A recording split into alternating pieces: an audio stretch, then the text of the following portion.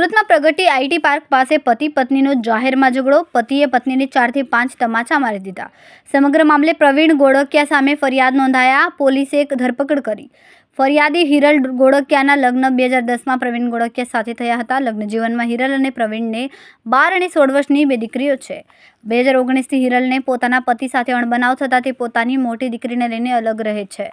આ બાબતે પતિ પત્નીના બનાવના કેસમાં પણ ચાલી રહ્યો છે. 11 જુલાઈના રોજ હિરલબેન પોતાની દીકરીને સ્કૂલે મૂકીને ઘરે આવતા હતા. તે સમયે પ્રવીણ ગોળકિયા અને આરતી પરમારની કાર હિરલબેનની મોપેડ સામે આવી જઈ હતી. ત્યારે પ્રવીણ ગોળકિયાએ પોતાની પત્નીને "તું કેમ મારા રસ્તા પર આડી આવે છે?" તેવું કહીને માર માર્યો. પ્રવીણ ગોળકિયાએ 4 થી 5 તમાચા મહિલાને મારતા લોકો એકઠા થઈ ગયા અને મહિલાને બચાવી.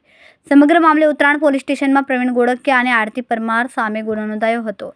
પોલીસે સમગ્ર મામલે પ્રવીણ ગોળકિયાની ધરપકડ કરીને તપાસ હાથ ધરી છે.